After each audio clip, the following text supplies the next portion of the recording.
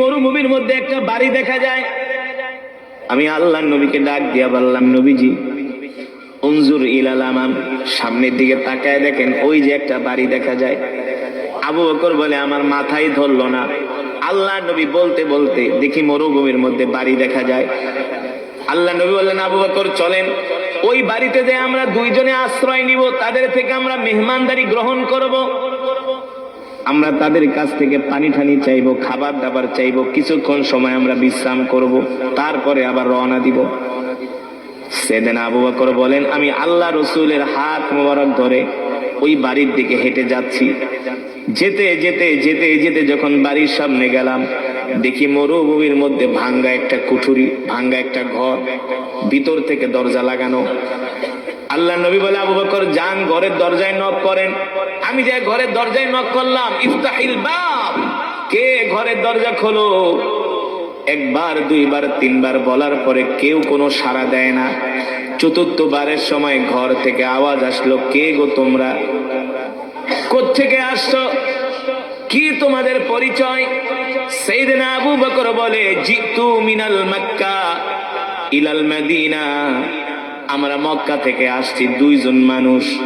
জিনা মিলাল মক্কা ইলাল মদিনা, আমরা দুইজন মানুষ মক্কা থেকে আসছি, আমরা মদিনায় যাব, আমরা দুইজন মুসাফির, আমরা দুইজন। তো তোমরা মুসাফির হলে আমার বাড়িতে কেন আসছো? সাইয়েদনা আবু বকর বলে, শোনো, আমরা আসছি তোমার বাড়িতে কিছুক্ষণ আমরা আশ্রয় গ্রহণ করতে চাচ্ছি, কিছুক্ষণ বিশ্রাম নিব। বলে, তোমরা বিশ্রাম নিবা ভালো কথা, আমার বাড়িতে তো আমার স্বামী নাই, আমি তো একা মহিলা ঘরের মধ্যে। আমার নাম হলো উম্মে মাবাদ, আমার স্বামীর নাম হলো আবু মাবাদ। আমার স্বামী বকরি চড়ানোর জন্য মাঠে গেছে, সে বিকাল বেলা বাড়িতে আসবে। তো তোমরা দুইজন মেহমান আসছো, আমি তোমাদের কি খেদমত করব? সাইয়েদনা আবু বকর বলে, যদি কোনো খাবার দাবার থাকে একটু দাও। বলে, শোনো, আমরা এতটাই নিঃস্ব মানুষ, গরিব মানুষ, আমাদের ঘরে কোনো খাবার নাই। আমার স্বামী বকরি চড়ায়, সেই বকরি থেকে আমরা দুধ দোয়া দুইজন স্বামী স্ত্রী পান করি, আর গাছ থেকে কিছু খেজুর পেড়ে খেজুর খাই, এছাড়া আমাদের কাছে কোনো খাবার দাবার থাকে না। সাইয়েদনা আবু বকর বলে, যদি খাবার দাবার না থাকে তাহলে একটু পানি পর্যন্ত দাও। বলে, পানিও শেষ, পানিও। আল্লাহ নবী বলেন, আবু বকর খাবারও নাই পানিও নাই। বলে, না। হঠাৎ করে আল্লাহ নবী দেখেন উম্মে মাবাদের ঘরের সামনে একটা বকরি বাঁধা। কি বাঁধা? একটা বকরি বাঁধা। আল্লাহ নবী ডাক দিয়া বলেন, আবু বকর আপনি উম্মে মাবাদ থেকে অনুমতি নেন, ওর ঘরে যেহেতু খাবারও নাই পানিও নাই, আমরা ওই বকরি থেকে একটু দুধ দোয়া দুইজনে তৃষ্ণা নিবারণ করি। সাইয়েদনা আবু বকর বলল, উম্মে মাবাদ, ইয়া উখতি, তোমার ঘরের সামনে একটা বকরি বাঁধা আছে, যদি অনুমতি দাও আমরা ওই বকরি থেকে দুধ দোয়া দুইজনে পান করি। ঘর থেকে উম্মে মাবাদ বলে, পথিক জানো না, আমার ঘরের সামনে যে বকরি বাঁধা আছে, বকরিটা হলো অসুস্থ বকরি, হাঁটতে চলতে পারে না, দুধ দিবে কোত্থেকে? ওই হাঁটতে চলতে পারে না, এই কারণে আমার স্বামী ওকে ঘাস খাওয়ানোর জন্য মাঠেও নিয়ে যেতে পারে না। আল্লাহ নবী বলে, আবু বকর আপনি শুধু উম্মে মাবাদ থেকে অনুমতি নেন, অসুস্থ বকরির থেকে দুধ দোয়ানোর দায়িত্ব আমার। আর জোরে বলেন সুবহানাল্লাহ। সাইয়েদনা আবু বকর বিশ্বাস করেন, আল্লাহ নবীর জবান মোবারক দিয়া যেহেতু এই কথা বলেছে, অসুস্থ বকরি থেকে অবশ্যই দুধ। সাইয়েদনা আবু বকর বলে, উম্মে মাবাদ অনুমতি দাও, অনুমতি দাও। মহিলা মানুষ, অসুস্থ বকরি দুধ দেয় না। আল্লাহ নবী বলে, আবু বকর আপনি শুধু অনুমতি আনেন। একবার দুইবার তিনবার বলার পরে মহিলা রাগ করে কয়, যাও, পারলে দুধ দোয়ায় খাও, আমার কোনো আফসোস নাই। এবার আল্লাহ নবী বলে, আবু বকর দুধ যে রাখবো পাত্র পাবো কোথায়? উম্মে মাবাদ থেকে একটা পাত্র চাই আনেন। আবু বকর বলেন, সাইয়েদনা আবু বকর বলে, উম্মে মাবাদ একটা পাত্র দাও। উম্মে মাবাদ ঘর থেকে একটা সাগীরুন, একটা ছোট পাত্র দিছে। আল্লাহ নবী বলে, আবু বকর গো, এত ছোট পাত্রে হবে না, বড় পাত্র লাগবে।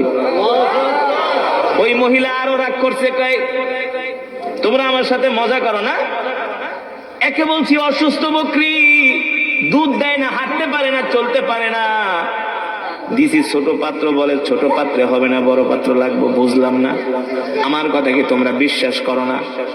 সাইয়েদনা আবু বকর বলে, উম্মে মাবাদ, যেটা বলছি সেটা করো, বড় একটা পাত্র দাও। এবার মহিলা রাগ কইরা বড় একটা পাত্র ঘরের থেকে কয় নাও।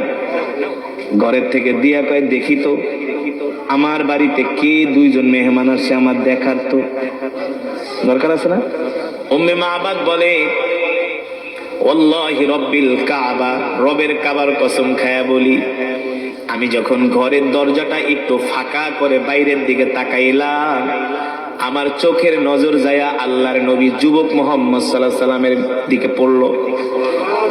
আমি তার দিকে তাকানোর সাথে সাথে আমি আমার আর চোখের নজর ফিরাইতে পারি না।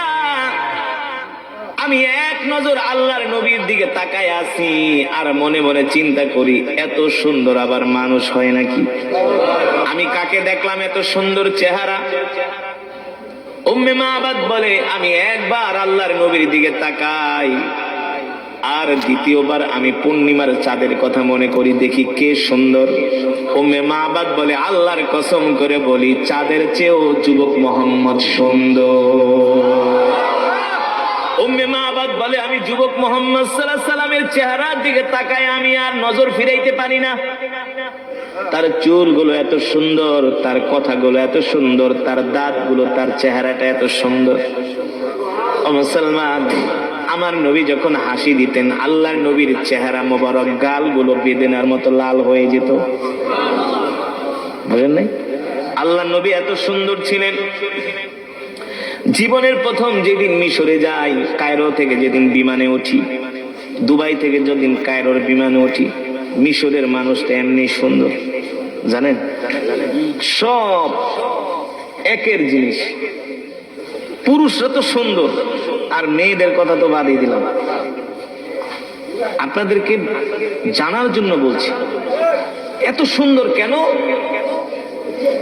পয়গম্বর ইউসুফ আলাইহিস সালাম ছিলেন পৃথিবীর সবচেয়ে সুন্দর, কিন্তু আল্লাহর নবীর চেয়ে সুন্দর। আল্লাহর নবী বলেন, আমার ভাই ইউসুফ হলো সাদা সুন্দর, আমি হলাম লাল সুন্দর। সাদা সুন্দর বেশি আকর্ষণীয় নাকি লাল সুন্দর? এই যুবক, যখন বিয়ে করতে যাইবা, দাদির কাছে জিগাইবা, দাদি যাইতেছি দেখতে, কয় শোন, আগে দেখবি কন্যার চেহারাটা লাল সুন্দর কিনা, কারণ লাল সুন্দর মানুষগুলো রোদ্রে গেলে চেহারা আরো বেশি আলোকিত হয়, ঠিক কিনা বলেন? আমার রাসূল ছিলেন, আমার কলিজার টুকরা নবী ছিলেন লাল সুন্দর। আল্লাহু আকবার। পৃথিবীর যত সৌন্দর্য আছে আল্লাহ তাআলা আমার নবীকে দান করেছেন। এই কারণে আম্মা জান আয়েশা রাদিয়াল্লাহু তাআলা আনহা বলেন, মিশরের রমণীরা পয়গম্বর ইউসুফের চেহারা দেখা আপেল কাটতে যায় আঙ্গুল কেটে ফেলেছিল, জানেন? হ্যাঁ,